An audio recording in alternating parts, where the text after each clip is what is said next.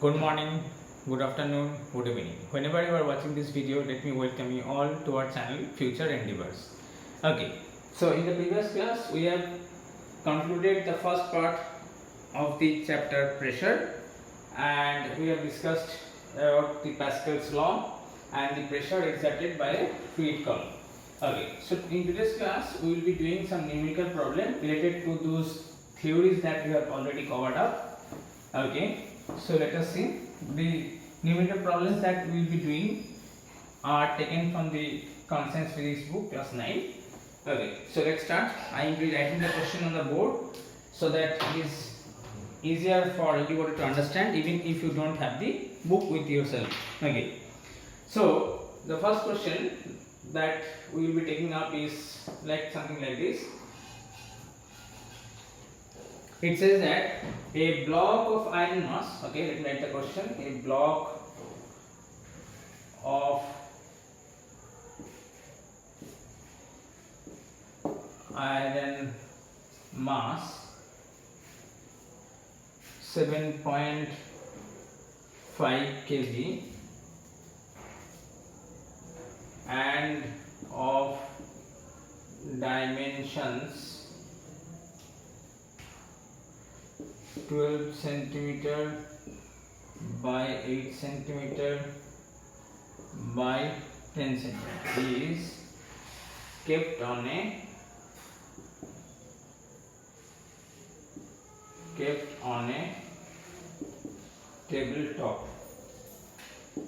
tabletop on its base of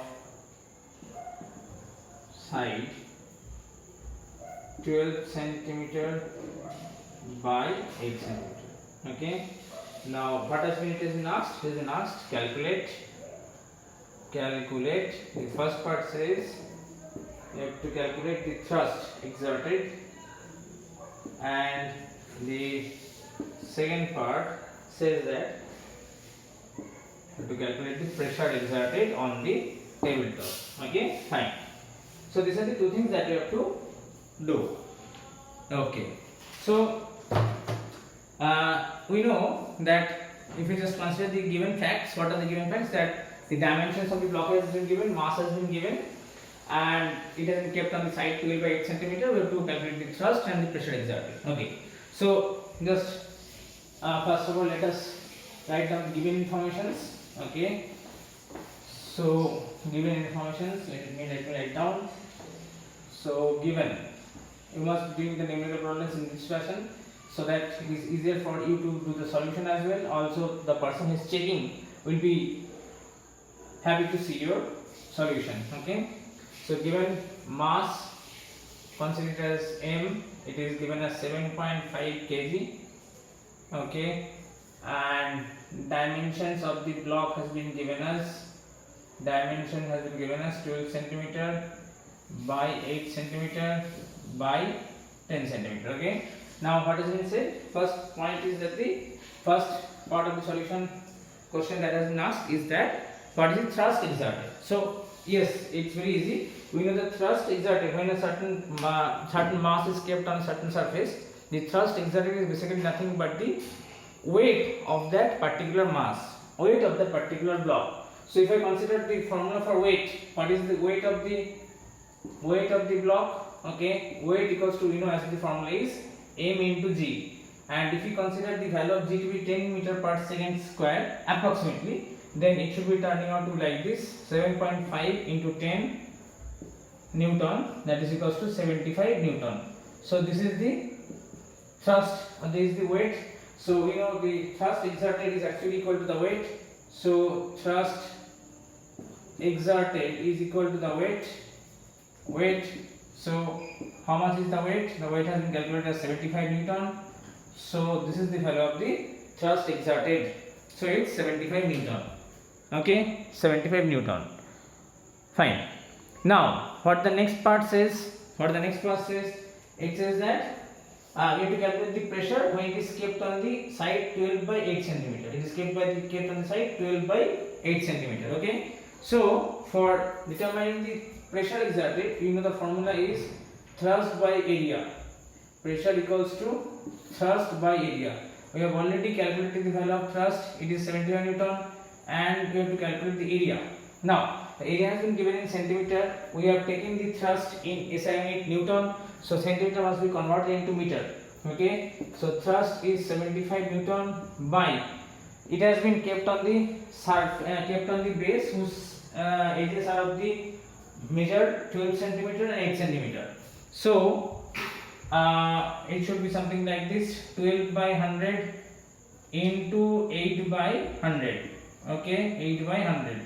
So this will be something like this. Now this is Newton, this is meter square. So Newton meter square means it is Pascal, PA. Okay, so it will be like this: 75 into 100 into 100 by 8 into 12. Okay, so you can, I think you can do the calculations.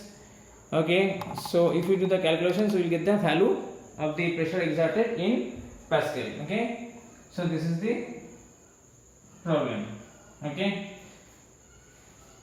so I think you can not do the solution. I am giving the calculations to you. You can give the answer in the, you can mention the answer in the comment box. Okay, so this is the first problem. Okay, now we will be moving on to the next problem. What is the next problem saying? Okay, let us see. Okay, so if you have not done the problem or not understand, please pause the video, move back again, and just go through it once again. I think the solution will be clear to all of you. Okay, so let us move on to the next problem. So what does question number 2 says? Let's see. Question 2 says that the pressure, okay, the pressure of the water on the ground floor is 40,000 Pascal. Okay, let me write it down.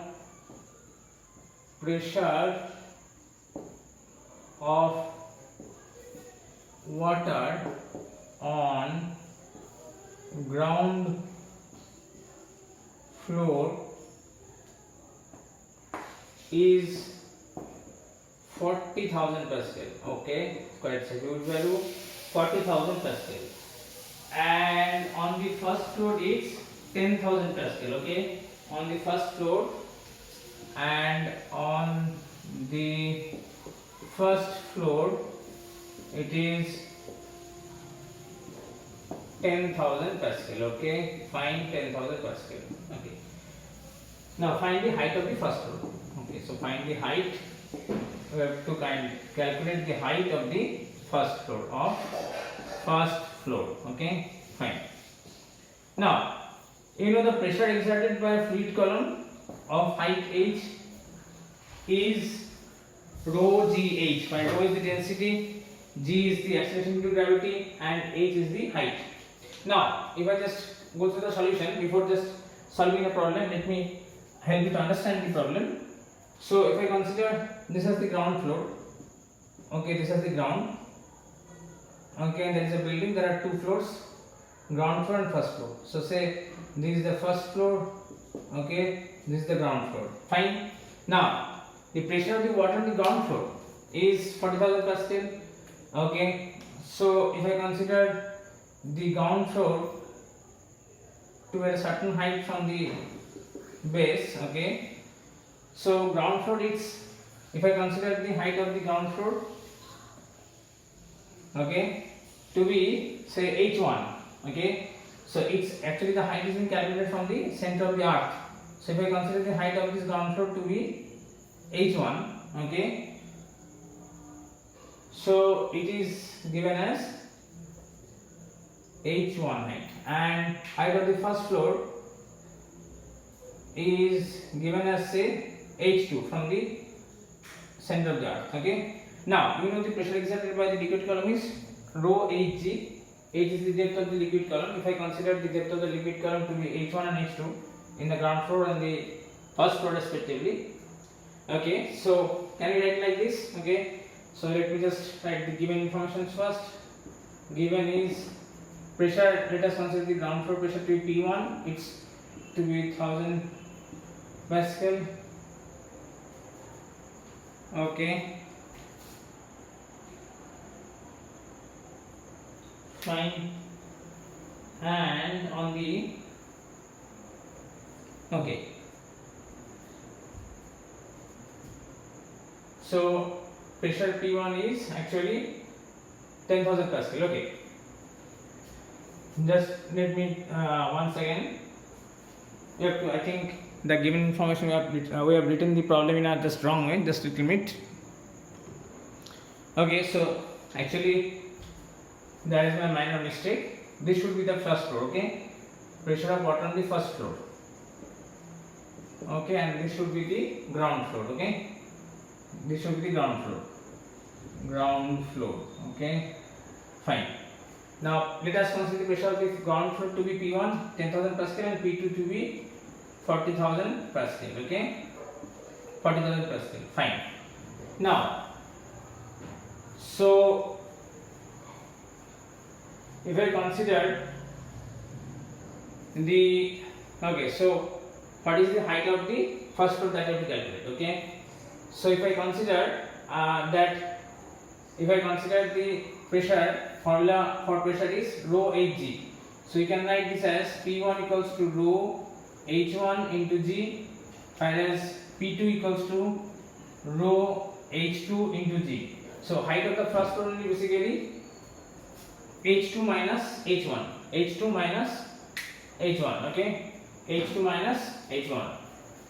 So if I consider this to be h2 minus h1, okay, then what will happen here? Therefore, actually the height of the first floor is h2 minus h1. So height of first floor equals to h2 minus h1. How then you get this? If I just use these two equations, it will be P2 minus P1. So P2 minus P1 by rho into g, isn't it? Isn't it? So h2 minus h1 equals to P2 minus P1 by rho into g. Now put the values. What is the values given? The values has been given as 40,000 minus 10,000. Okay, by density of water is 1000 kg per meter cube, 1000 into g. Okay, if I do this calculation, then it turns out to be, the height turns out to be actually 3 meter, 30,000 by 10,000, so it's 3 meter. Okay, so this is the solution. So I think the concept is clear. So in this way we can actually calculate the height of the first floor. Basically the height has been considered, say, from a certain depth point. Okay, certain points, if I consider it from the center of the earth, then you can consider it like this. Okay, so this is the numerical problem that we have been doing. Okay, so with that we come to the end of this class. In the next class we will be moving on to the next chapter. It is related to atmospheric pressure and its measurement. So in the next class we will be continuing on to the next part of the chapter. Okay, till then please do study well. If you have any comment, any query, please do mention it in the comment box. We will be happy to solve your problem. Please do study well and thank you. Goodbye.